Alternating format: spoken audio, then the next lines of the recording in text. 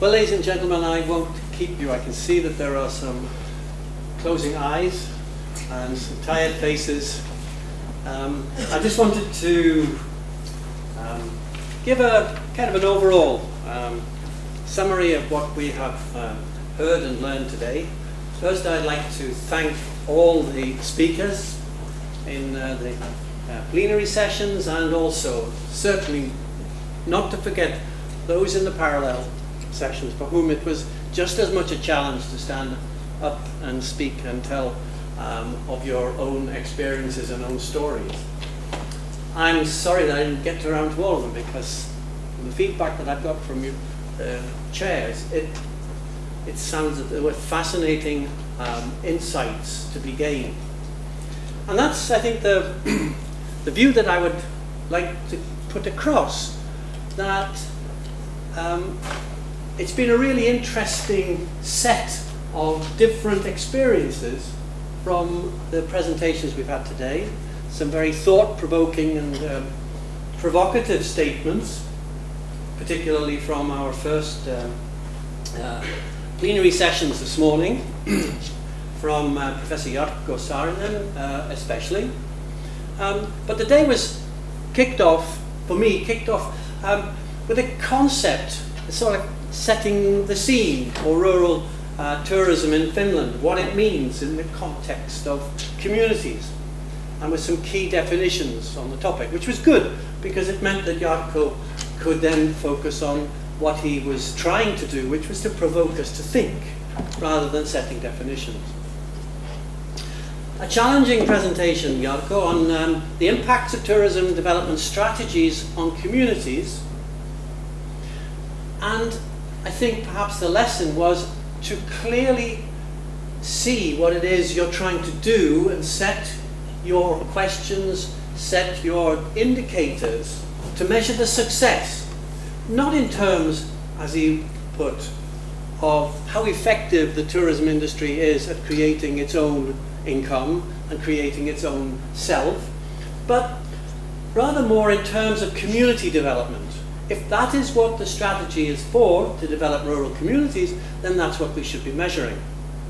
But perhaps we're talking to the converted here. Perhaps it's a message that we collectively should be passing to the strategy developers, to ministries, to decision makers, about what it is that your strategy says, and is that really, really what you mean? And I think that's another question. You know, why are these worded in the way that they are and yet measured in a different way? Is it for reason that people don't know what the questions are to ask, or is it because actually, you know, there is an underlying different message? Then we had a very interesting insight from Diana on the ups and downs of the Pan Parks experience. I think that this was, for me, it was really interesting as an example of how you set out to do one thing, but actually on the journey there, you find a number of different scenarios, a number of different narratives which come back from these different communities. And perhaps if I can encapsulate it in one phrase, an English phrase, there is no one size fits all, which has come from what I learned from what you said. You know, that in fact you need to contextualize what you're trying to do. And again, this fits with what Jarkko was saying a little earlier, and has come back through what other people have said during the day, that the development of community-based tourism is all about the communities first and the tourism second. Let's not forget that and get mesmerized by this wonderful idea of having all of these rich foreigners or rich outsiders coming in. But actually, you know, what we set out to do was to develop the community. Difficult though that can be. And this, again, has come through quite strongly, that communities can be very, very difficult. They can actually be sometimes quite intractable. That there are sometimes, it's impossible to get an answer. In the parallel session that was in here in the afternoon, we heard about the Mekong Delta development, where everything seemed to be fine except that there were almost intractable arguments and differences between the entrepreneurs and the local government, between entrepreneurs and entrepreneurs. There were people that had different objectives. They were setting out to do things, to get out of it what they wanted to do. I wouldn't say that that's not happening in other countries as well. It does happen in Western areas. But going back to what Diana said, your clear request or need was that the approach that we get is from an intervention which suits the community, which suits the differences, and thus requires, I think, possibly quite a lot of investment in time in analysing who the key stakeholders are, and then developing strategies to deal with those specific problems. And they will change as one goes through the exercise. Looking at the parallel sessions, parallel session 1, the message I think that came through to me from feedback from that was that there were quite a lot of challenges indeed in finding the entrepreneurial spirit amongst local communities. The stakeholders, the different stakeholders within the communities often had different approaches depending on who they were, what their level of education was, what their age was. This is not a new story, I think. In my short experience of working in rural development over the last 30 or 40 years, it's been that you need to find those people that want something to happen. And the quest to get those people is often quite exhausting. It's very time consuming. Our Kotka project set out to develop community tourism. And then we discovered that it was not actually all that easy to find out who the community was. You advertise and you encourage people to come in to your discussions. What sort of people do you get? And can you get them consistently coming back when you want to take the next step and the next step? But they change, so you have to start again. So actually defining the community and getting out to it and discussing consistent and developing forward is not all that easy. The older farmers were not so likely to wish to become entrepreneurs. And the younger ones were, but they needed more education. They needed more training or more development. That sustainability, which we heard a little bit about in the morning, does sustainability really exist? But sustainability is a continuous process, and it needs to include local people. Yeah, but which local people, and how do you include them, seems to be a challenge. That there were different expectations there were different expectations in terms of what tourism should give between different stakeholder groups. And the parallel session in parallel session 1 looked at local landscapes, it looked at second homes. And again, there seems to be some differences, conflicts between local communities that could provide services and the second home owners that could buy them. Second home owners wanted this, and the local producers wanted this, and they complained that they couldn't satisfy each other's needs. But from an outsider's perspective, it's a question of, well, why didn't you sit down and talk about it? Well, maybe they don't know who it is that they should be talking to. So is this a reason why we should have external interventions? But external interventions sometimes can lead to unexpected outcomes, as we heard again from the morning session. If you involve lots of external people, they tend to take control. They tend to invest, and then they want material. They want their resources back, or they want some benefits from it. And so in parallel session 2, we looked at cooperation as a means for developing tourism products. And to what extent external project support was an important component.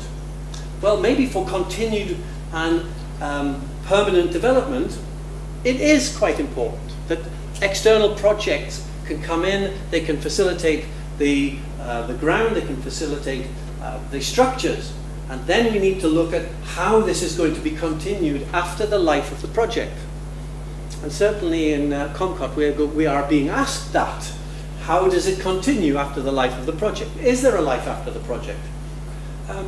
So from Marco was talking to us a little bit about this involved. Was there not enough dynamism created? That's one question. Were the entrepreneurs and other stakeholders not prepared to put in sufficient money? It's another question. I mean, why do projects fade away? Is there always a need for a strong central person, a strong central committee of development?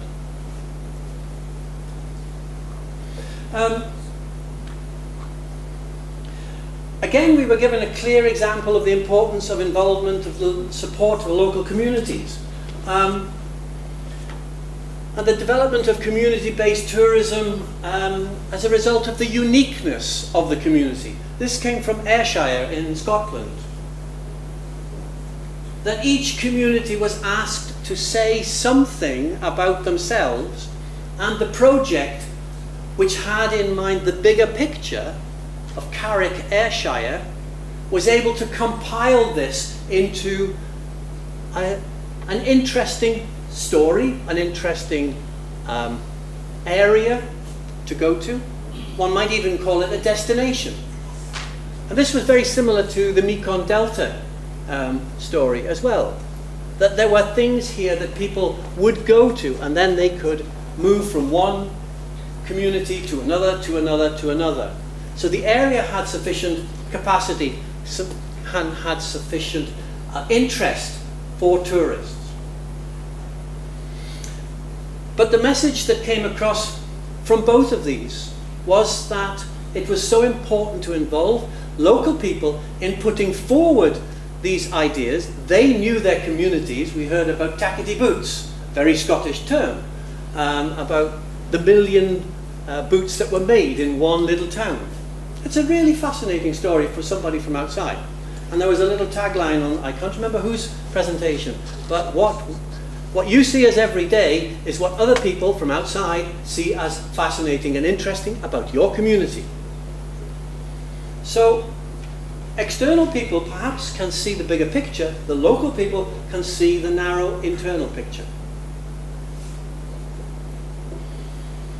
And then in parallel session 3, the power relations between tourism host communities and tourism development was explored.